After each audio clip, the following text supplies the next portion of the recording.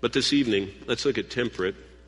It says, the 8th word there, that the older men are to be temperate. This word is sophronos. God wants older men who are wise in behavior. Their lives are yielded to his control. Remember, in the book of Proverbs, wisdom is living life the right way. It's not mental. It's a way of life. It's having a life that is patterned after wise choices. And that's what the whole book of Proverbs is about. It's more than knowing, it's doing. This man's life is characterized by this Greek word, which means self-controlled or restored to senses. Or another gloss of it from the Greek dictionary is earnest about life. This word is rendered differently by 4 different English words in the top 4 versions. So whatever version you have tonight, look down, and if you have the King James, New King James, it's temperate. If you have the NIV, it's self-controlled. And if you have the NAS, it's sensible.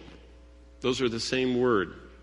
That one word has 4 different English words that is used to render it.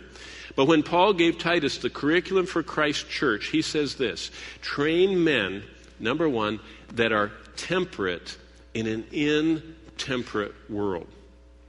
In other words, that are wise in a world that's foolish. Temperate in an intemperate world. This describes an attitude of mind that leads to prudence, to self-control in life. It's the opposite of frivolity. You know, younger people say, oh, those older people, they're just so stale, and there are a lot of them that are really stale. There are a lot of them that are closed to new ideas. But one thing that marks maturity is an absence of frivolity.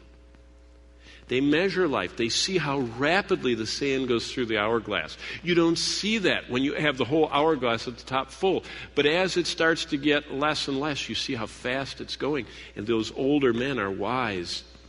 Carelessness is gone from their life. They don't want to be careless. They don't want to be frivolous.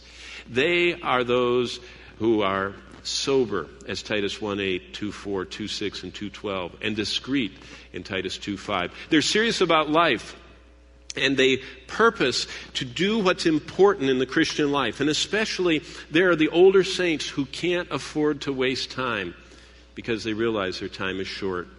This word describes wise living and thinking that has self-control, someone that has good judgment, someone that is what we would call discreet, someone that has what we would call common sense. They're sound-minded, they're sensible, they have an objective perspective in the face of problems. They don't just get all enamored with one sector. They are objective. They look at the whole thing, as Proverbs says. They don't listen to the first one that speaks.